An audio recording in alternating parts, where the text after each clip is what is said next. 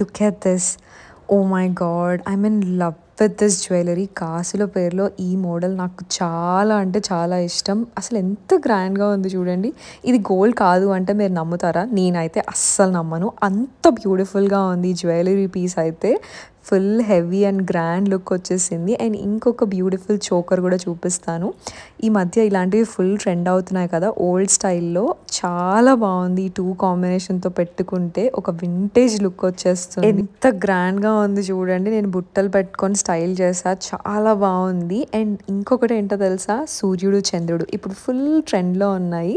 ఇవి కూడా different models చూపిస్తాను మీకు. నాకైతే ఎంత నచ్చాయో.